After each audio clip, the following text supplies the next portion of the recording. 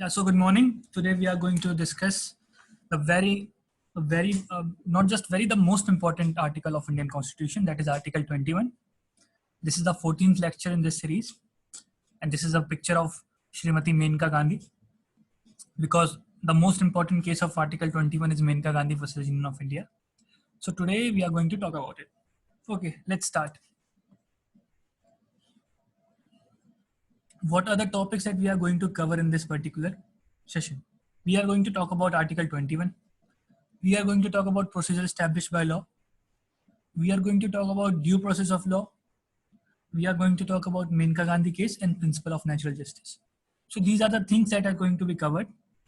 Today, the session may be a bit technical because procedure established by law and due process of law. You need to understand both the things, the differences between both the things. And they both have immense importance in the Indian constitution system. So let's start with Article 21. What does Article 21 says? Article 21 says protection of life and personal liberty. No person shall be deprived of his life or personal liberty except according to procedure established by law. Now what does this mean? किसी भी व्यक्ति के life या personal liberty से मतलब है generally the normal connotation from the word personal liberty is imprisonment. किसी को भी आप जेल ऐसे नहीं भेज सकते except the procedure established by law. And procedure established by law क्या का मतलब यह है कि there should be some law which says that this person is required to send to behind the bars. मतलब ये आर्टिकल क्या कहना चाह रहा है कि किसी भी व्यक्ति की लाइफ या लिबर्टी स्टेट कभी नहीं छीन सकती एक्सेप्ट अगर कोई प्रोसीजर स्टैब्लिश्ड बाय लॉ है. कोई लॉ ऐसा कहती हो तभी आप ले सकते हो, अदरवाइज आप किसी की लाइफ या पर्सनल लिबर्टी नहीं ले सकते. पर्सनल लिबर्टी नहीं ले सकते मतलब किसी को जेल नहीं भेज सकते, और किसी की लाइफ नहीं ले सकते का मतलब यह है कि you can not take away someone's life, state can not be. So अब मैं ये बात आपको बताना चाहूंगा कि आप जरा सोचिए कि ये except according to procedure established by law क्या कहना चाहता है. पहले मेरे से एक क्वेश्चन है आप सबसे, क्या स्टेट चाहे तो आपकी जान ले सकती है? प्लीज रेज हैंड करिए, मैं इसको डिस्कशन को इंटरेस्टिंग बनाता हूँ. So if state wish then can it take away your life? Siddharth ji, ठीक है, बताइए Siddharth. Sir, state can take away the life, but of course arbitrarily no, because there is regular checks and balances by the judiciary. So anything arbitrary or anything within the purview of the rights of the people cannot be exercised. But apart from that, if that is the way it has to be constitutionally, then yes. Okay, thank you Siddharth. Tanmay also wants to speak something. Yes Tanmay, please. Yes, state can take away our life, but in accordance to the procedure of law. So what is procedure established by law? The procedure establishes when a proper trial is done for a person and he is punished with death. Okay, if there is certain provision which speaks कि इसमें particular में हम trial नहीं ले. Suppose we have the concept of preventive detention, PD. So does trial happen in preventive detention? You take away someone's personal liberty. But punishment will be given after the trial, na? It will not be given. It will not be given in the. Just a minute. Try to understand my question, Tanmay ji. I am speaking. Suppose there is a imminent threat to the state. कोई एक particular person है, उससे बहुत threat है state को, और state ने क्या किया, उसको preventively detain कर दिया. अगर आप preventive detention का section पढ़ेंगे तो 2-3 महीने तक तो आपके पास full right है state के पास कि वो magistrate के पास बाद में जाएगी, फिर एक board बैठा के वो आपका preventive detention और बढ़ा सकती है. मतलब आपकी पर्सनल लिबर्टी ले ली अगर आप स्टेट ने आपको जेल में भेज दिया. पर्सनल लिबर्टी का तो यही मतलब आपकी लिबर्टी नहीं छीन सकते. और आपने कहा कि प्रोसीजर एस्टैब्लिश्ड बाय लॉ का मतलब ये है कि कोर्ट में जाओ, एक प्रॉपर ट्रायल हो. यहाँ तो ना कोर्ट में गए ना ट्रायल हुआ, the state has detained you, और ऐसा बहुत सारे केस में हुआ है. But it is only an exception. Exceptions will always be there. Okay. I am not denying it. Exception will always be there, but we can't risk everyone's life, because if someone is being put up in that particular legislature, it means something gruesome is happening. Thank you Tanmay. You were 90% correct, but the last question में मैं आपको और अच्छा बता देता हूँ. The procedure established by law इसमें भी है. In this particular case, when I am saying कि किसी को detain कर लिया गया without having a trial, तब भी procedure established by law है, because law speaks by preventive detention का law तो है ना. तो law तो कहता ही है कि आप बिना ट्रायल के किसी को अरेस्ट कर सकते हो. There is a procedure established by law. तो आपकी जो डेफिनेशन थी प्रोसीजर एस्टैब्लिश्ड बाय लॉ की कि ट्रायल होना चाहिए प्रॉपर्ली, वहां गलत हो गया. वो एक पार्ट है प्रोसीजर एस्टैब्लिश बाय लॉ का कि ट्रायल होना चाहिए, but it is not compulsory कि हर केस में ट्रायल होगा तभी हम कहेंगे। इफ कल को अगर कोई ऐसा लॉ आता है, जो कि अभी एक लॉ है भी प्रिवेंटिव डिटेंशन का, जिसमें कहता है कि 2 मंथ्स 3 मंथ्स तक आप बिना कोर्ट में जाए भी उसको डिटेन कर सकते हो, तो ऐसी चीजें फॉलो तो हो रही है। तो इसका मतलब procedure establish by law simply means that there should be a law, there should be a law. अब ये लॉ अच्छा है बुरा है, मेरिट क्या है, इस पे हम आगे बात करेंगे। बट आर्टिकल 21 की अगर हम नॉर्मल लैंग्वेज पढ़ें तो वो कहता है कि किसी भी व्यक्ति की लाइफ और पर्सनल लिबर्टी तभी ली जा सकती है if there is a procedure established by, if there is a law speaks हो। फॉर सपोजिटली आपने अभी कल क्या पढ़ा था, आर्टिकल 20 के बाद ठीक 21 आया, कुछ कनेक्ट कर पा रहे हैं? 20 क्या कहता था कि no one should be punished except for the violation of law. यही तो 20 ने भी तो यही कहा था। यही सेम चीज को 21 एक स्टेप फर्दर ले जाता है और कहता है कि किसी को भी आप किसी की भी पर्सनल लाइफ और लिबर्टी नहीं ले सकते accept for the procedure established by law. देखिए दो तरीके के स्टेट होते हैं, एक होता है पुलिस स्टेट और एक होता है welfare state. Police state is a very simple state, वो क्या उनका काम होता है लॉ एंड ऑर्डर मेंटेन करना, वो टैक्सेस लेती है और लॉ एंड ऑर्डर मेंटेन करती है। ऑन द अदर हैंड एक वेलफेयर स्टेट का कॉन्सेप्ट होता है। वेलफेयर स्टेट क्या होती है, जो सिर्फ लॉ एंड ऑर्डर मेंटेन नहीं करती, वो आपको सिक्योरिटी देती है, आपको इक्वालिटी देती है, आपको बहुत सारे राइट्स देती है। That is called a welfare state. Our country has the theory of welfare state, हम as a welfare state work करते हैं, यहाँ सिर्फ पुलिस स्टेट का काम नहीं है। That is why we grant certain rights to individuals. अब मैं इसको आराम से आपको बताऊंगा कि प्रोसीजर एस्टैब्लिश बाय लॉ क्या है, अभी टेंशन लेने की बात नहीं है। तो जो नॉर्मल लैंग्वेज थी आर्टिकल 21 की, वो ये कहती है कि किसी भी व्यक्ति की पर्सनल लाइफ, किसी भी बंदे की पर्सनल लिबर्टी या लाइफ तभी ली जा सकती है if there is a procedure establish by law, if there is a procedure there. Okay, law अगर कोई प्रोसीजर बताता है कि इस तरीके से किसी की लाइफ या लिबर्टी ली जा सकती है तो आप उसको बेशक ले सकते हैं। There should be a procedure, बिना प्रोसीजर के नहीं ले सकते। इसका मतलब ये है, ठीक है। सपोज करिए कि लॉ डज नॉट से कि शॉपिंग, अगर कोई बंदा 10,000 से ज्यादा शॉपिंग करता है तो हम उसे बिहाइंड द बार्स कर देंगे, ऐसा तो कोई लॉ नहीं है। तो आप ऐसे इस तरीके से स्टेट लिबर्टी नहीं छीन सकती। लेकिन देयर इज द प्रोविजन कि अगर कोई व्यक्ति है 10,000 रुपए का फ्रॉड करता है तो ही कैन बी पनिश्ड और कोर्ट उसको बिहाइंड बार्स भेज सकती है। तो that there is a procedure establish by law, एक प्रोसीजर दिया है लॉ के थ्रू। तो ये नॉर्मल मतलब है 21 का। अब हम इसको और अच्छे से समझते हैं, बहुत इंपॉर्टेंट है ये। Article 21 is the backbone of part 3 and part 4 of the Indian constitution. Part 3 क्या है, फंडामेंटल राइट्स, एंड पार्ट 4 क्या है, डीपीएसपी, मतलब directive principle of state policies. DPSP भी इस तरीके से बनाई जाती है कि 21 में जितने राइट्स हैं वो आपको मिले, वो राइट्स वायलेट ना हो। This is the most important part. अभी हम इसको आराम से पढ़ते हैं, कोई टेंशन की बात नहीं है, सबको समझ में आएगा। ये बहुत टेक्निकल है, ये शायद मेरे को लगता है कि हमारे कॉन्स्टिट्यूशन का सबसे टेक्निकल आर्टिकल यही है, तो टेंशन लेने की बात नहीं, हम आराम से शुरू करेंगे। सबसे पहले आर्टिकल 21 में आता क्या है, मैं एक मिनट आपको ये बताता हूँ। आर्टिकल 21 का स्कोप बहुत बड़ा है, it's not very narrow article, it is a very enlarge article. Article 21 में राइट टू लाइफ लिखा है, बट राइट टू लाइफ मतलब क्या?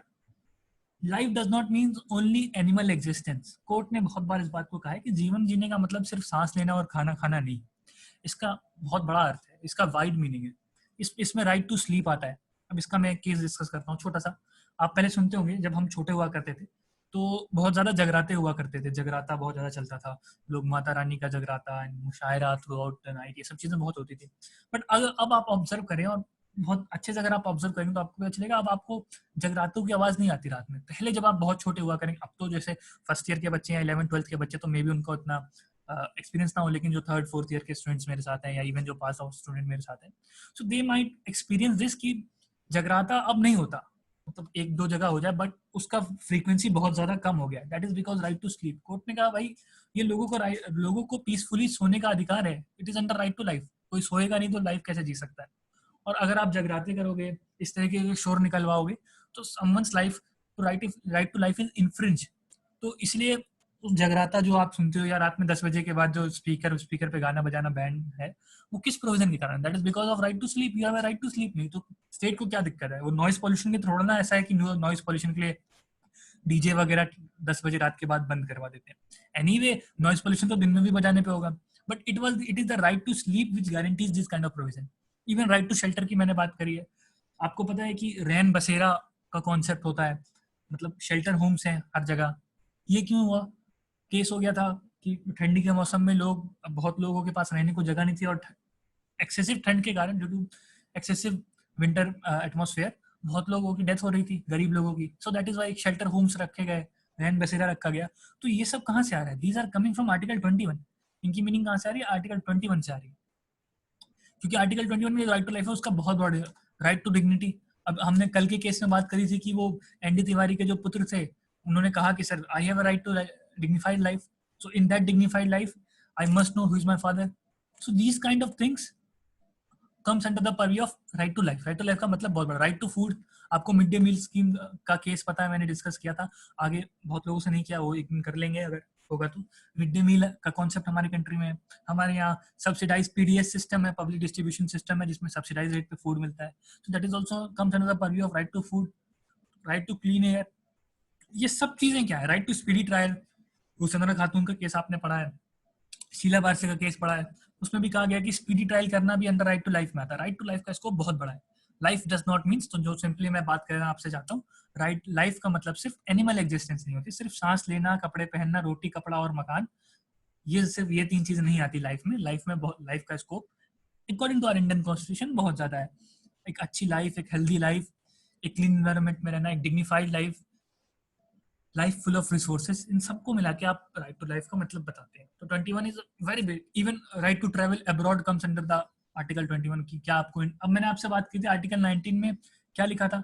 Right to travel inside the country, देश की एंट्री, क्योंकि अगर आर्टिकल 19(1) पढ़े तो उसमें लिखा था we have the freedom to travel throughout the territory of India. Territory की ऑफ इंडिया में तो घूम सकते हैं, लेकिन इंडिया से बाहर जाने के लिए कौन सा आर्टिकल आपको अलाउ करता है? तो article 21 gives you the liberty, personal liberty आपके पास, स्टेट आपकी नहीं ले सकती, और स्टेट ने ऐसा कोई लॉ तो बनाया नहीं है जो कह दे कि आप फॉरेन नहीं जा सकते। You have the full liberty to move abroad. So this was discussed in Maneka Gandhi case also, जिसमें कहा गया कि right to move abroad is under article 21। तो हम मेनका गांधी केस को भी आज लेंथ पे डिस्कस करेंगे। तो आर्टिकल 21 का स्कोप बहुत बड़ा है, ये मैं आपको कहना चाह रहा था और आपको बताना चाह रहा था कि कितनी ज्यादा चीजें राइट टू लाइफ में आती है।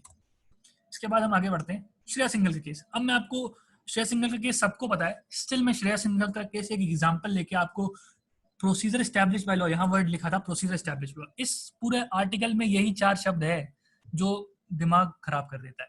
प्रोसीजर एस्टैब्लिश बाय लॉ, ये है क्या? कहना क्या चाहते हो? What do you mean bye?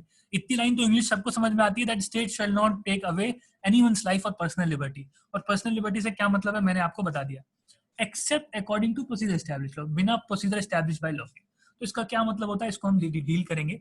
एक हम पर्टिकुलर केस के रेफरेंस में हम आज बात करना चाहते हैं। श्रेया सिंघल का केस का रेफरेंस लेते हैं ताकि हम स्टेप बाय स्टेप कंपेयर कर सकें। मैं फिर से 2 मिनट में आपको श्रेया सिंघल के फैक्ट्स बताता हूँ। Bal Thackeray, eminent leader of Maharashtra, died. उनके मरने पे महाराष्ट्र बंद डिक्लेयर कर दिया शिवसेना ने। शिवसेना के महाराष्ट्र बंद डिक्लेयर करने, बंद में आपको पता है ना कोई आपके पास आ सकता है ना आप किसी के पास जा सकते हो। Even if someone has medical emergency, neither he can go to the hospital nor a hospital can approach him. So this is a very drastic situation, very difficult condition. So Shreya Singhal on Facebook posted that this is very immoral to have a band. In a way, she posted it in a very polite manner, and there were another girl who, she was also a teenager, and she liked that post. So these two persons liked that post. Later on, Shiv Sena went to the police station and complained against them, and both of the girls were arrested on the grounds of Section 66A of Information Technology Act 2000. What does Section 66A says? Section 66A say कि if you write any offensive message on any social media, then you can be arrested. कोई भी offensive message आप नहीं लिख सकते. Now मैंने इस पे बात करी थी what can be offensive and what cannot be offensive is very subjective. एक बंदे को जो offensive लग सकता है, it may not be offensive for someone else. Suppose कि अगर आपको कोई मैसेज करे that I like you, so बहुत लोग इसको अच्छे वे में लेंगे कि yes, someone is appreciating me, it's good कि मेरे they are liking my work, they think that I am hardworking. Or someone may feel offended कि how can you say that you like me, I am such a superior guy and how can you like me like this. So क्या अब if something is offensive or not, it depends upon the mood of the person. उसका mood कैसा है.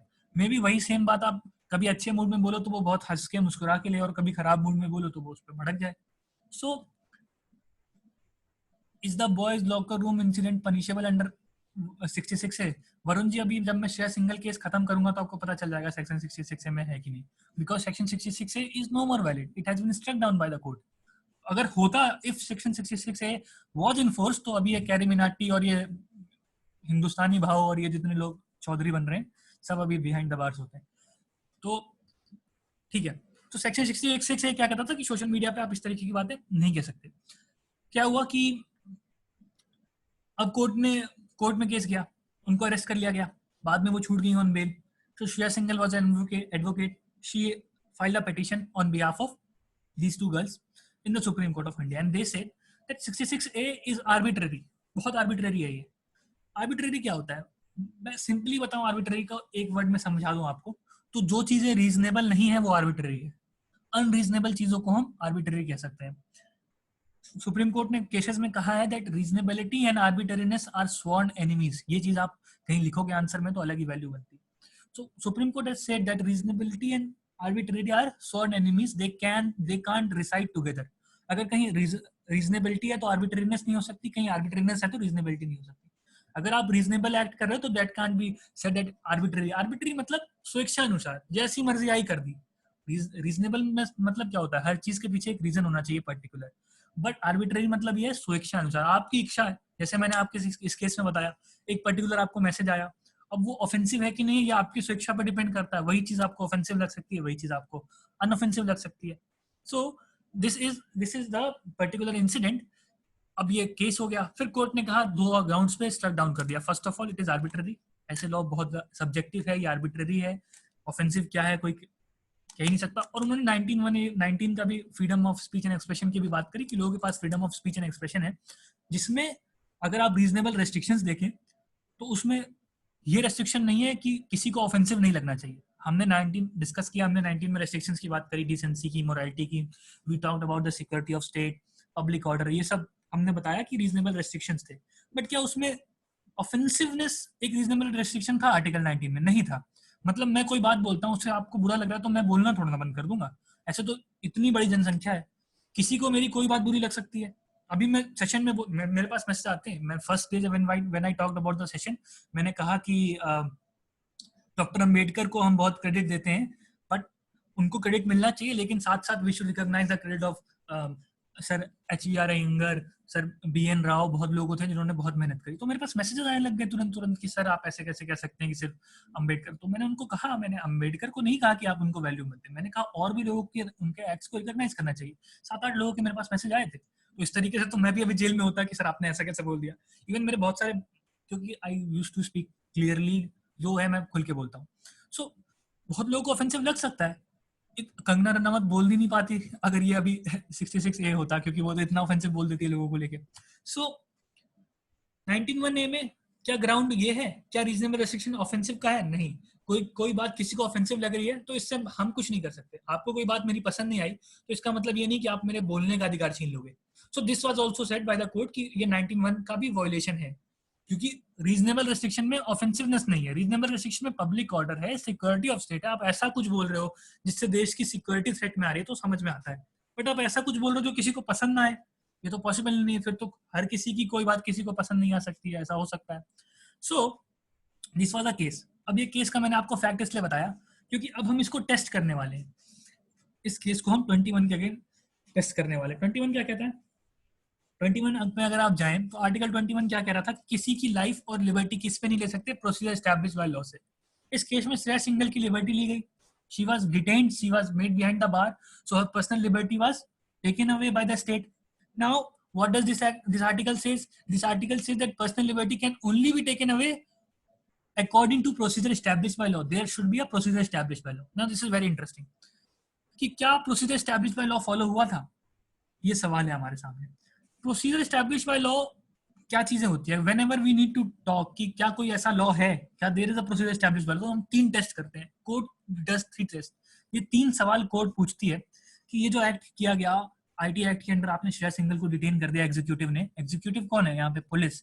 Executive में police आ जाती है, आंगनबाड़ी आ जाती है, प्राइम मिनिस्टर आ सकता है. ये सब एग्जीक्यूटिव का पार्ट है. जो whoever executes the law is called executive. अब वो आईटी एक्ट को एग्जीक्यूट कौन करा था? पुलिस. तो पुलिस इज एग्जीक्यूटिव. तो अगर समझना है तो आप लोग चैट बॉक्स पे करिएगा, क्योंकि आप मेरे को बहुत ध्यान से सुनिएगा. Procedure establish by law United kingdom का कॉन्सेप्ट है, वहां से हमने लिया है. ये कॉन्सेप्ट कहता है कोई भी लॉ अगर जेन्युइन है, अगर सही है, तो उसको प्रोसीजर एस्टैब्लिश बाय लॉ का कॉन्सेप्ट पार करना चाहिए. अब now what does procedure establish by law कहता है, इसके पीछे की रीजनिंग समझते हैं. प्रोसीजर एस्टैब्लिश बाय लॉ कहता है कि जैसे हमारी लेजिस्लेचर है, जैसे कि पार्लियामेंट है या स्टेट लेजिस्लेचर है, ये कोई लॉ बनाती है तो वो लॉ फॉलो होना चाहिए. और एक यूनाइटेड किंगडम में ये बात लोगों को चलती आ रही है धारणा that a king can do no wrong, मतलब जो सुपीरियर बॉडी है, जो पार्लियामेंट है, जो सॉवरेन चीज है, वो कोई गलती नहीं कर सकती, वो हमेशा एक अच्छी चीज करती है। दे आर आवर रिप्रेजेंटेटिव, तो वो जो भी लॉ बनाएंगे वो अच्छा ही लॉ बनाएंगे। So they don't test the merit of law, law अच्छा है या बुरा है, प्रोसीजर एस्टैब्लिश बाय लॉ में ये बात होती ही नहीं। वी डोंट टॉक कि लॉ अच्छा है या खराब है। प्रोसीजर एस्टैब्लिश बाय लॉ में हम ये बात करते हैं कि क्या ऐसा कोई लॉ है भी या नहीं। मतलब अगर श्रेया सिंघल के केस में हम बात करें प्रोसीजर एस्टैब्लिश बाय लॉ की, तो हम ये देखेंगे कि क्या ऐसा कोई लॉ था जो कहता था कि अगर आप ऐसा कोई पोस्ट करती हैं तो you will be sent behind the bars. So for this, there are three questions that are needed to be asked by the court. The court asks that is there any law which authorized this act? क्या कोई ऐसा law था जो police को ये power देती थी कि सर आप डिटेन कर सकते हो किसी पर्सन को जो ऐसा ऑफेंसिव मैसेज भेजे? द आंसर इज यस, ऐसा लॉ था। आईटी एक्ट था, आईटी एक्ट ने कहा था कि अगर कोई व्यक्ति ऑफेंसिव मैसेज भेजता है तो उसको जेल हो जाएगी। So there was a law, और अथॉरिटी ने उस लॉ के अकॉर्डिंग, मतलब पुलिस ने तो according to that law act किया, तो पुलिस ने कहां से कोई गलती की? भाई एक एक्ट था, एक लॉ इन्फोर्स था जो पार्लियामेंट ने बनाया था, हम तो उस लॉ के अकॉर्डिंग ही चल रहे हैं। Second question, was the law made by a competent authority? हो सकता है कभी कभी एक लॉ है जो कॉम्पिटेंट अथॉरिटी नहीं बनाती है। सीबीआई का बहुत इंटरेस्टिंग केस हुआ था, अभी मैं डिस्कस नहीं करूंगा, आप लोग पढ़िएगा। हाईकोर्ट ऑफ असम ने कहा था सीबीआई पे किसी ने केस कर दिया था, सर ये तो वैलिड अथॉरिटी नहीं है। उसमें सिग्नेचर में प्रोसीजर में क्या हुआ था, जो मेन अथॉरिटी का सिग्नेचर होना चाहिए था वो सिग्नेचर मिसिंग हो गई थी, तो सीबीआई के एग्जिस्टेंस पे ही क्वेश्चन उठ गया था। बाद में सुप्रीम कोर्ट ने सेव सीबीआई। सो एक दूसरा क्वेश्चन आता है, कोई लॉ जो बना है क्या वो कॉम्पिटेंट अथॉरिटी से बनाया गया है? अब मैं फिर इस केस पे आता हूँ। पहली बात तो क्या लॉ था? हाँ लॉ था income tax act, sorry information technology act. अब ये बात हुई, क्या वो लॉ कोई कॉम्पिटेंट अथॉरिटी ने बनाया था? कॉम्पिटेंट अथॉरिटी मतलब हु इज कॉम्पिटेंट, जिसके पास लॉ है, who is authorised to make such law. So who is authorised to make law in India? The parliament. और ये लॉ पार्लियामेंट ने ही बनाया था, तो इसका भी आंसर यस है कि हाँ भैया there was a law which was made by a parliament and were all procedures followed? क्या प्रोसीजर फॉलो हुआ? तो इसका भी आंसर यस है। क्यों? प्रोसीजर क्या कहता था? आपने ऑफेंसिव मैसेज भेजा तो पुलिस आपको प्रोसिक्यूट करेगी। यही हुआ, उन्होंने कोई एक ऐसा मैसेज भेजा जो लोगों को ऑफेंसिव लगा और पुलिस ने उनको प्रोसिक्यूट कर दिया। तो श्रेया सिंघल केस में प्रोसीजर एस्टैब्लिश बाय लॉ की तीनों चीजें वैलिड रहती है। अगर हम प्रोसीजर एस्टैब्लिश बाय लॉ से सोचें कि क्या there is a procedure establish by law, तो यस पॉजिटिव में आंसर है, there is a procedure establish by law that is information technology act, और वो कहता है कि कोई भी आप ऐसा ऑफेंसिव मैसेज भेजते हैं तो यू शुड बी लायबल। और वो एक्ट किसने बनाया है? पार्लियामेंट ने बनाया है, एक कॉम्पिटेंट अथॉरिटी ने बनाया है, और पुलिस ने क्या किया? पूरा प्रोसीजर फॉलो किया। तो यहाँ तो कोई दिक्कत ही नहीं है इसमें, क्योंकि article 21 very much says that the state can take away your life and personal liberty according to the procedure established by law. मतलब there should be a law. और इसमें हमने क्या क्या चेक किया कि क्या भैया वो लॉ का प्रोसीजर ठीक है? इसमें क्या चेक हो रहा है? अगर आप देखें, this is it is checking the procedure of the law. Merit law कैसा है इसकी बात है ही नहीं। अगर मैं ये 3 क्वेश्चन देखूं तो क्या हमने ये बात करी लॉ कैसा है, लॉ अच्छा है, लॉ बुरा है, क्या लॉ से नुकसान हो रहा है, क्या लॉ पब्लिक वेलफेयर में है? ऐसी कोई बात हमने करी नहीं। लॉ कैसा है we don't care about it, we care about it that is there a law और not. Procedure establish by law ये कहता है, क्योंकि ये यूनाइटेड किंगडम का कॉन्सेप्ट है। क्योंकि यूके में लोग they don't doubt the parliament, वो कहते हैं पार्लियामेंट अच्छा ही लॉ बनाता है, तो उस मेरिट पे तो बात करनी ही नहीं कि लॉ अच्छा है या बुरा है। We will only talk about कि इज देयर अ लॉ और नॉट। और अगर लॉ है तो लॉ कोई कॉम्पिटेंट अथॉरिटी ने बनाया है नहीं, और वो कॉम्पिटेंट अथॉरिटी के द्वारा बनाया हुआ लॉ फॉलो हुआ है कि नहीं। मुझे यस करके बताइए प्रोसीजर एस्टैब्लिश बाय लॉ आपको समझ में आएगा नहीं? अगर समझ में आया तो 90% गेम खत्म है, फिर तो आपको सब कुछ समझ में आ जाएगा। If you are clear with procedure established by law, write yes in the comment section. I would love कि फर्स्ट ईयर वाले स्टूडेंट्स भी लिखें जो लोग नए पहली बार प्रोसीजर एस्टैब्लिश्ड बाय लॉ सुने, ताकि मुझे लगे कि हाँ I am able to communicate. ठीक है वरुण, तो प्रोसीजर एस्टैब्लिश्ड बाय लॉ यही कहता है that there should be a law. और वो लॉ कौन बनाएगा? ये मैंने क्लियर कर दिया, नहीं तो रिधि बोलेगी आप बार बार रिपीट करते हैं, तो मैं अब आगे रिपीट नहीं कर रहा हूँ। ठीक है, सो मूविंग फर्दर, अब मैं आता हूँ अगले कॉन्सेप्ट पे। ये कहाँ से लिया गया था? यूके से। क्यों लिया गया था? रीजन बता दिया, क्योंकि वहां की पार्लियामेंट को समझा जाता है कि हमारी तरह नहीं है कि कुछ भी कर देंगे। हमारे यहाँ तो वो मतलब यूनियन मिनिस्टर कहते हैं चाइना को बैन करना है तो चाइनीज फूड बैन कर दो।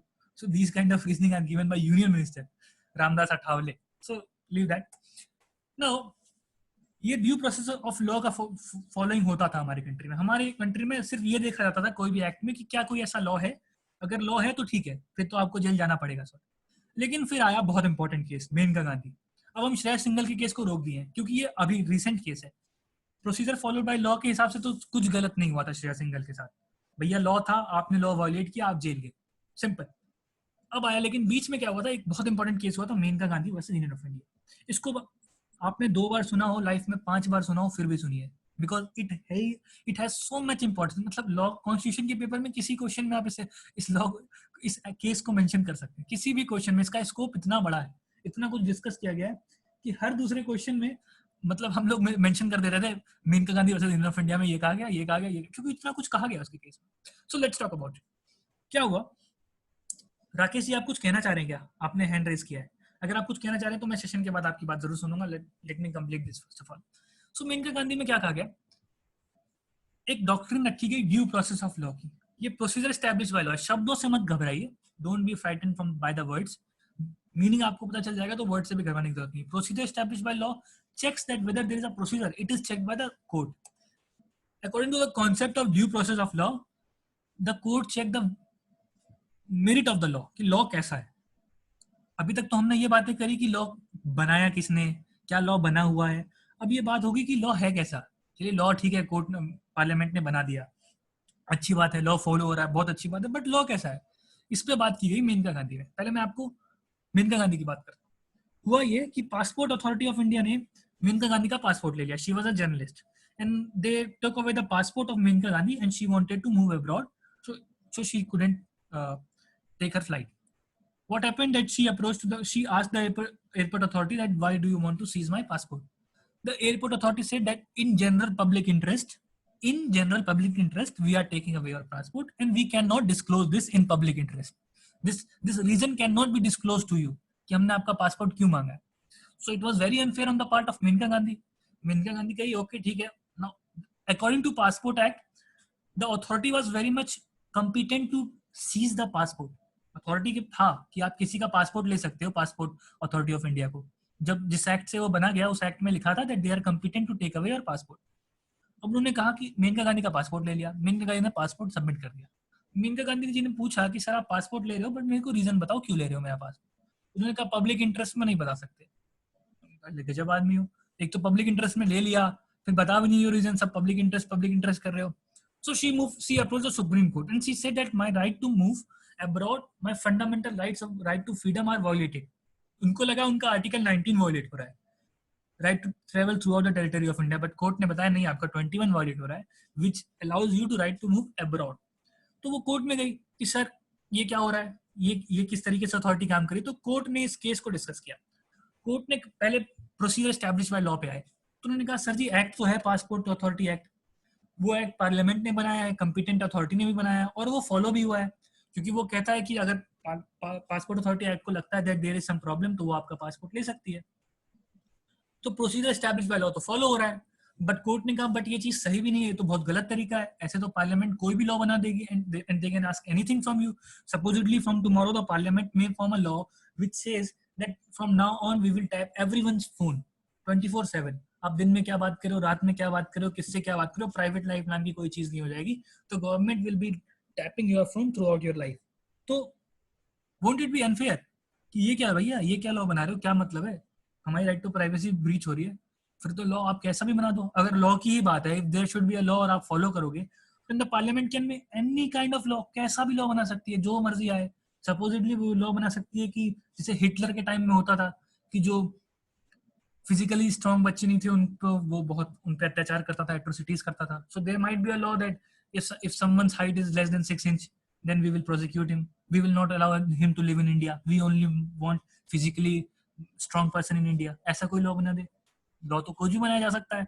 तो कोर्ट ने कहा उस केस में कोर्ट ने हेल्ड करा कि सर सुनिए, अब जो 21 में हम बात करते थे कि आप किसी की लाइफ और लिबर्टी ले सकते हो, सबसे इंपॉर्टेंट है। सबसे इंपॉर्टेंट आपके लिए क्या है, आपकी लाइफ ही तो है भैया, उससे ज्यादा इंपॉर्टेंट क्या होगी। फ्रीडम ऑफ, जॉन मिल्टन ने कल मैंने बात करी, उन्होंने कहा फ्रीडम ऑफ एक्सप्रेशन सबसे ज्यादा जरूरी है मेरे लिए, लेकिन सबसे ज्यादा जरूरी तो राइट टू लाइफ है। If there is a life then secondary question arises, the very first question is that whether you have a life और नॉट। सो कोर्ट ने कहा this is very important provision article 21। तो this is important provision, तो इसके लिए important बातें करनी होगी मुझे। आपकी लाइफ और लिबर्टी जब भी जाती है, if your life and liberty is taken away by the state, तो वो जो लॉ होगा वो प्रोसीजर एस्टैब्लिश बाय लॉ तो होना ही चाहिए। मतलब that there should be a law, it should be made by a competent authority and it should be executed well. ये बात तो हम हर बार टेस्ट करेंगे, we will test the procedure establish by law. But we will also test one more thing. उन्होंने कहा मैंने एक चीज और चेक करनी है. हर law, if a law wants to stand, अब ये बात गौर से सुनिएगा कि कोर्ट में कहा गया if a law wants to stand, if a law wants to be valid, then it is very necessary that this law should be just, fair and reasonable. ये 3 बातें कही गई जिसको हम कहते हैं ड्यू प्रोसेस ऑफ लॉ. कोई भी लॉ अगर है तो उसको due process of law follow करना चाहिए. मतलब उसको जस्ट, फेयर और रीजनेबल होना चाहिए. जस्ट मतलब न्यायिक हो, फेयर मतलब आपको पता ही है, रीजनेबल मतलब आपको पता ही है. तो जस्ट, फेयर एंड रीजनेबल, ये तीनों चीजें क्या है, फॉलो होनी चाहिए. कोई भी लॉ है, आप अनरीजनेबल लॉ नहीं बना सकते कि सर कोई किसी अनफेयर लॉ नहीं और अनजस्ट लॉ नहीं. सपोजिटली अनफेयर, एक मैं एग्जांपल की बात करता हूँ. एक लॉ बना दिया किसी ने, आप सपोज करिए गवर्नमेंट कॉलेज में पढ़ते हैं, and there is a law made कि अगर टीचर को गुस्सा आया आपकी किसी हरकत से, तो the teacher can throw you out of the university और आपको आपका पूरा का पूरा एडमिशन कैंसिल कर सकता है.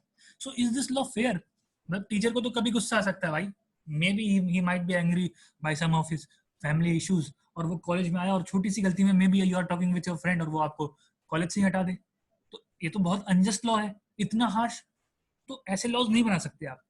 अगर सिर्फ प्रोसीजर एस्टैब्लिश बाय लॉ का कॉन्सेप्ट हमारे कंट्री में होता तो ये लॉ वेरी वेल हेल्ड करता, क्योंकि एक लॉ है जो कहता है कि टीचर को अगर गुस्सा है तो यूनिवर्सिटी से आपकी एडमिशन कैंसिल कर सकता है. बट हमारे यहाँ ड्यू प्रोसेस ऑफ लॉ का कॉन्सेप्ट ला दिया गया. ये यूनाइटेड स्टेट्स का कॉन्सेप्ट है. आपको पता है यूनाइटेड स्टेट्स में जुडिशियल एक्टिविज्म, जुडिशरी बहुत तगड़ी तरीके से काम करती है, सुप्रीम है जुडिशरी वहां पे. सो मेनका गांधी केस में ड्यू प्रोसेस ऑफ लॉ का कॉन्सेप्ट लाया गया और उन्होंने कहा अब जो होगा सर, सिर्फ लॉ में ये टेस्ट नहीं होगा, प्रोसीजर सिर्फ लॉ का टेस्ट नहीं होगा. Now the merit of the law will also be tested that whether it is a just, fair and reasonable law or not. क्या ये तीनों चीजें फॉलो हो रही हैं या नहीं हो रही हैं. तो उस दिन से ये बात रखी गई. अब मैं वापस आता हूँ श्रेया सिंघल के केस पे. क्या श्रेया सिंघल में जो लॉ बनाया गया, क्या वो लॉ जो था वो फेयर था? क्या वो फेयर लॉ था? फेयर नहीं था, अनफेयर था. Because what is offensive, what may be offensive for you may not be offensive for me, and what is offensive for me may not be offensive to you. So that was not a fair law. बहुत unfair law बनाया गया था. तो अगर due process of law को हम check करें, इसके ही मेरिट को चेक करते हुए कोर्ट ने कहा कि क्योंकि मेनका गांधी में हमने कहा था किसी भी लॉ की वैलिडिटी हम procedure establish by law as well as due process of law दोनों से चेक करेंगे. ड्यू प्रोसेस ऑफ लॉ क्या कहता है कि law should be just, fair and reasonable. मैं आपको बताऊं, थ्रू आउट द वर्ल्ड जो एक वर्ड में अगर आपको लॉ को डिफाइन करना हो ना, एक वर्ड में, तो that is reasonability. 90% of law जो होता है वो रीजनेबिलिटी के कॉन्सेप्ट पे ही काम करते हैं. Be it a corporate law, be it a constitution law, be it a criminal law, हर जगह रीजनेबलनेस देखते हैं.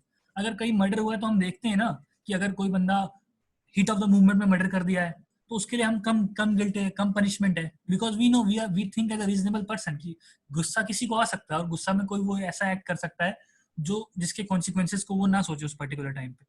तो हर जगह, हर in every aspect of law the concept of reasonability is followed. और कॉन्स्टिट्यूशन जैसे लॉ में रीजनेबिलिटी का कॉन्सेप्ट ना होना तो बहुत बड़ा फ्लॉ था. तो कोर्ट ने कहा कि due process of law follow होगा. अब know every law should be just, fair and reasonable. ये बात कोर्ट ने कह दी. कोर्ट ने एक और बहुत महत्वपूर्ण बात कही जो आर्टिकल 21 में जस्ट, फेयर एंड रीजनेबल से अलग है लेकिन फिर भी जरूरी है. नेचुरल जस्टिस की बात करेगी.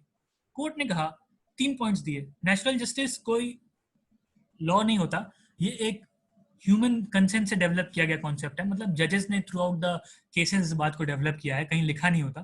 तो नेचुरल जस्टिस में ये कहा गया कि आपको आगे कॉन्स्टिट्यूशन में मिल जाएगा ये चीजें कि no one should be a जज इन इट्स ओन केस. मतलब प्राकृतिक न्याय देने की बात है. कोई भी अगर आपको जस्टिस अगर आपको एग्जीक्यूट करना है, so it is very necessary that you are not the जज in your case. Suppose I am accused of committing a crime and I am judge in that particular case. So why will I held myself guilty? I will say that no, I should be acquitted. I am innocent. So natural justice, in order to provide a justice, three things should be taken in mind. The very first thing is no one should be judged in its own case. अपने case में आप जज नहीं हो सकते.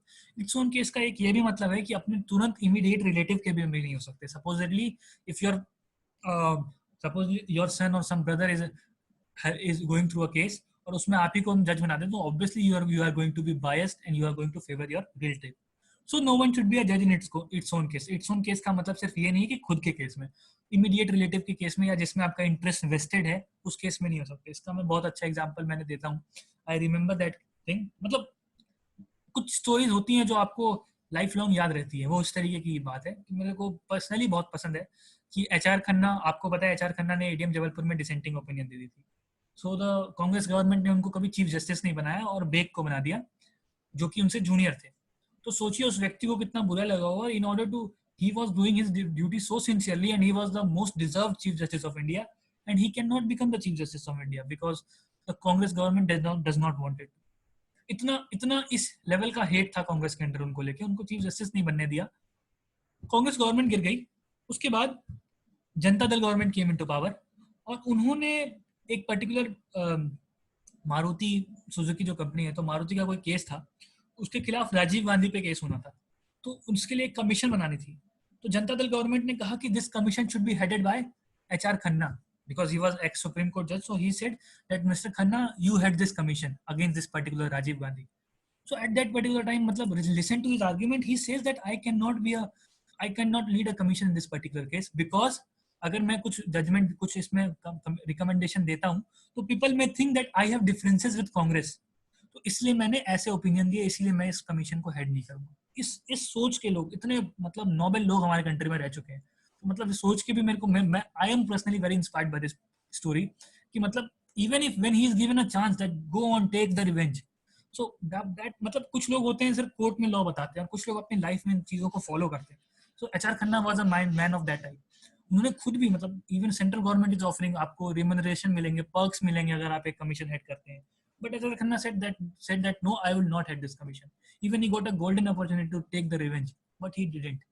So that makes him more special. So मैं ये इन its own case की बात है, तो उन्होंने इसी नेचुरल जस्टिस के कॉन्सेप्ट को ही दिमाग में रखा होगा। उन्होंने यही सोचा होगा कि it will be very unfair अगर मैं हेड करता हूँ। तो आज की डेट में तो चीफ जस्टिस राज्यसभा में चले जा रहे हैं। आज के लोगों के मोरालिटी आप देखो और उस टाइम के मोरालिटी देखो, so there is a difference.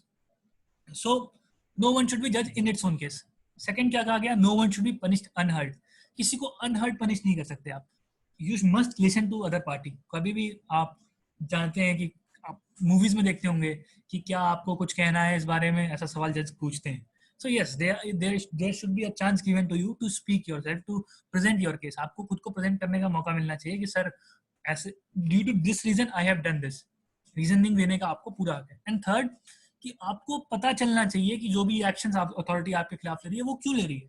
Supposedly if you are detained, if you have been put behind the bars, then you must know that why have you been detained, क्यों detain किया गया sir मुझे, क्यों authority मेरे खिलाफ ऐसा action ले रही है। So these are the principle of natural justice. Natural justice तो हर जगह फॉलो होना चाहिए, in every concept of life, be it a court, be it a real life. Real life में भी मान लीजिए दो लोगों की फ्रेंडशिप है और दोनों की लड़ाई होगी।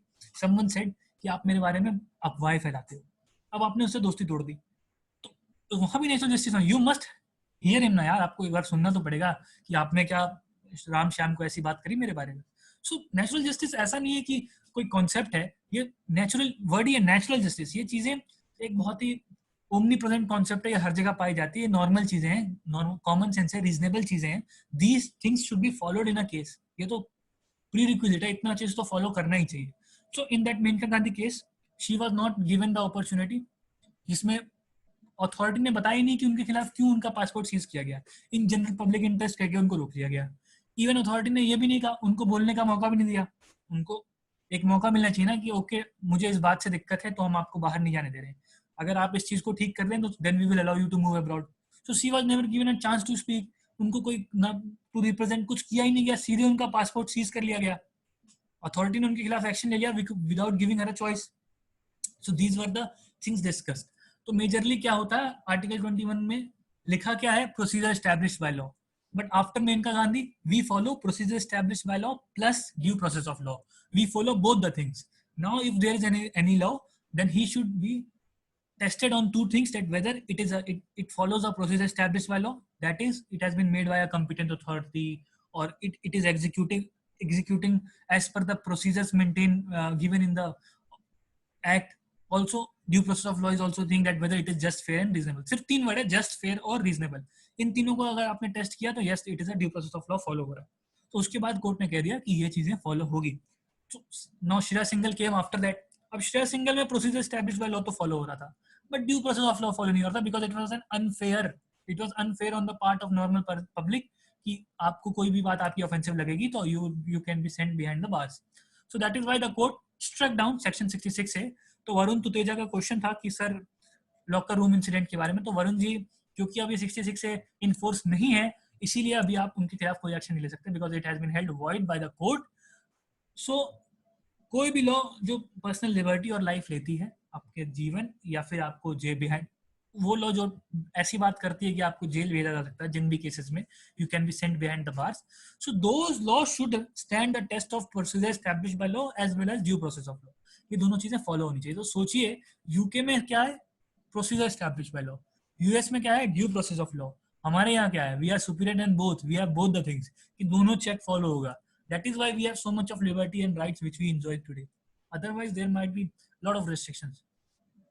अब आपको कोई क्वेश्चन है तो बेशक क्वेश्चन पूछिए, मैं आपके क्वेश्चंस को आंसर करूंगा. You can raise your hand, I will unmute you. अभी तक का चीजें आपको समझ में आई तो yes करिए please. If you are able to understand that what is procedure established by law, what is due process of law, what is Article 21. If you understand this, yes लिखिए in the chat. क्योंकि this is very important. ये इतना आप समझ गए तो 90% constitution आ गया आपको. हर चीज में जस्ट फेयर एंड रीजनेबिलिटी भी हम चेक करते हैं हर लॉ की, कि ये कैसा लॉ बना दिया अपने मन से तो नहीं बना सकते. There should be some reasonability, fairness and justness in a law. It should be a feature of a law. So yeah Rakesh, do you want to speak something? I am unmuting you.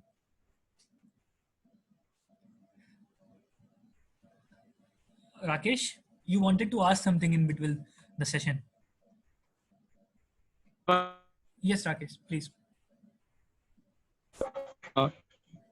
आपने बताया खुद पहले article 21 के तहत sir, IT act के तहत कि sir हम ऑफेंस की वर्ड का प्रयोग नहीं कर सकते. मतलब हम ऐसा कुछ भी पब्लिकली नहीं बोल सकते हैं जो जिससे ऑफेंस फैल जाए, ताकि हम ऑफेंस के रूप में आ जाए. तो सर ऐसे तो बहुत सारे लोग हैं जो ऑफेंस फैला रहे हैं. मैंने कहा ऑफेंसिव राकेश जी, कि ऑफेंसिव नहीं, कोई आप ऐसी बात नहीं कर सकते जो ऑफेंसिव लगे, जो किसी को बुरा लग जाए. आप ऐसी बात नहीं कर सकते जो किसी के सेंटिमेंट्स को हर्ट करे. मैंने ये कहा. बट राकेश जी, मैंने ये भी तो बताया कि वो जो प्रोविजन था, जो 66 ए का प्रोविजन था, वो तो हटा दिया गया. वो तो श्रेया सिंगल केस में कोर्ट ने हटा ही दिया. तो अब आप वैसी बातें कर सकते हैं जो किसी और को ऑफेंसिव लगे इंटरनेट पे. जब when the court has struck down that law, now from where is that law which stops you from doing that? तभी तो आजकल ये हो रहा है. वो तो मैं मान ही रहा हूँ राकेश जी कि आजकल ये सब बहुत हो रहा है. तो दैट इज द रीजन ना, क्योंकि वो लॉ हटा दिया गया और पार्लियामेंट ने फिर ऐसा कोई लॉ फॉर्म उसके बाद किया नहीं. उस पर फेक न्यूज पे एक लॉ बनाया उसने कि फेक न्यूज को रोका जाए. But for this particular reason कि आप ऑफेंसिव मैसेजेस जो भेजते हैं उस पर, अब सपोज करिए फेसबुक पे, व्हाट्सएप पे आते हैं लोगों के ऑफेंसिव मैसेज, पर्टिकुलरली वुमेन्स के को बहुत तरीके के मैसेज आते हैं. तो इस तरीके लड़कियां क्या करती हैं, ब्लॉक कर देती हैं. But in that particular case उनके पास और भी राइट्स होते हैं. वो अप्रोच कर सकती थी कोर्ट को. मतलब I know a friend of mine, उसको मतलब किसी लड़के ने, he was consistently saying that I will commit a suicide if you will not accept my proposal. तो इस तरीके का इंसिडेंट आता है. कितना मेंटल ट्रॉमा से वो गुजर रही थी. शी कांट इवन से दिस टू देयर पेरेंट्स कि भाई पेरेंट्स मेरे पे गुस्सा करेंगे, आप क्यों किसी से बात करते हो. तो बहुत सारे एलिमेंट्स होते हैं. तो अगर वो प्रोविजन अभी होता तो मे भी हम उसको प्रोसिक्यूट कर सकते थे. बट वो लड़की उसको ब्लॉक करने के सिवा कुछ और एक्शन नहीं ले पाई, जबकि उस लड़के ने इतना मेंटल ट्रॉमा दिया उस लड़की को, इतना मेंटली हैरेस किया. But due to unavailability of this kind of law she can not prosecute him. ठीक है Rakesh ji? Okay, thank you sir. Okay Rakesh ji, if someone has any other query you can raise your hand, I will answer to the question. I think there are no more queries. This was the most important article और through out the life काम आने वाला ये just fair reasonable का concept, जिसको due process of law कहते हैं, जो यूनाइटेड स्टेट से बोरो किया गया. ठीक है, इसको हमने पहले नहीं लिया था, बाद में हमने ले लिया क्योंकि पहले हम इतने तैयार नहीं थे. एक मैं रीजनिंग बताऊं, when the constitution was formed तो हम due process of law word तभी भी यूज कर सकते थे. बट जस्टिस फ्रैंकफर्ट थे, सुप्रीम कोर्ट के जज थे यूनाइटेड स्टेट्स में, तो उन्होंने कहा कि नहीं नहीं नहीं, ये वर्ड आप यूज मत करिए क्योंकि आप अभी अभी इंडिपेंडेंट हुए हो. अभी due process of law check कौन करता है? कोर्ट चेक करता है. Supreme court checks that whether a law is just fair and reasonable और नॉट. उन्होंने कहा अभी अभी अभी आप इंडिपेंडेंट हुए हो, अभी अभी नए नए जजेस हैं. हो सकता है कोई कह दे दिस इज अनरीजनेबल, कोई कह दे this is reasonable in my eyes, in other eyes. बहुत सारे चायोस क्रिएट हो सकता है अगर अभी तुरंत आप ड्यू प्रोसेस ऑफ लॉ बता देंगे. अभी आप प्रिपेयर नहीं हो ड्यू प्रोसेस ऑफ लॉ के लिए. Due process of law concept जो होता है थोड़ा डेवलप्ड स्टेट में होता है. उन्होंने कहा अभी आप रुक जाओ, जब नहीं तो अभी चायोस हो जाएगा, क्योंकि सुप्रीम कोर्ट जो कहती है वो लॉ हो जाता है. What is ever supreme court, according to which article this becomes a law? आप मुझे बताएंगे कि सुप्रीम कोर्ट की डिसीजन किस आर्टिकल से बाइंडिंग हो जाती है थ्रू आउट द कंट्री. सो इसको रिसर्च करिएगा, पता चल जाएगा आपको. तो ये बात कही गई कि सुप्रीम कोर्ट जो बोलेगी वो तो लॉ बन जाएगा सर। और जब आप नए नए आजाद हुए हो सकता है कोई लॉ पार्लियामेंट ने बनाया, सुप्रीम कोर्ट ने कहा ये अनरीजनेबल है, ड्यू प्रोसेस ऑफ लॉ के खिलाफ है, फिर वो उसको स्ट्रक डाउन कर दिया, कोर्ट ने अपना लॉ ले दिया, फिर पार्लियामेंट ने अपना लॉ ले दिया, तो बहुत चेओस क्रिएट हो जाएगा, बहुत प्रॉब्लम क्रिएट हो जाएगी। अभी आप न्यूली इंडिपेंडेंट हो, you are not so much competent, तो अभी due process of law word use मत करिए, 10 साल 20 साल बाद आप उसको यूज करिएगा। तो सिमिलरली जब केस हुआ मेनका गांधी का तो द कोर्ट फेल्ट कि अब टाइम आ गया है, we should inculcate this feeling of due process of law. तो this was all about today's case. 1967 में का केस है। 1967 में तो पासपोर्ट अथॉरिटी एक्ट आया था, दिस केस इज 1978। तो आप सोचिए 47 में हमें आज़ादी मिली, उसके बाद हम 30 ईयर्स के बाद हमने ड्यू प्रोसेस ऑफ लॉ का कॉन्सेप्ट लाया, और उसके बाद से अब तक due process of law follow होता है, और इसलिए हम हर बार हर चीज़ में देखते हैं कि क्या कोई लॉ जस्ट, फेयर और रीजनेबल है या नहीं। This was all from my side. कल कल कल कल कल की टाइमिंग जो होगी, अच्छा मेरे पास 2 क्वेश्चन आया, मैं उसको आंसर करता हूँ। कल की जो टाइमिंग होगी वो टुमारो मेरे को कुछ काम है ज़रूरी, तो कल की टाइमिंग हम चेंज कर रहे हैं। कल 3 से 4 की टाइमिंग रखते हैं, या आई विल कल probably 3 to 4 we will have the session, या हो सकता है अगर मैं 3 to 4 ऑक्यूपाइड रहा तो कल सेशन ना भी हो। I will update on WhatsApp. Probably chances ये है कि शाम में 3 बजे से 4 बजे कल हम सेशन का टाइम रखें।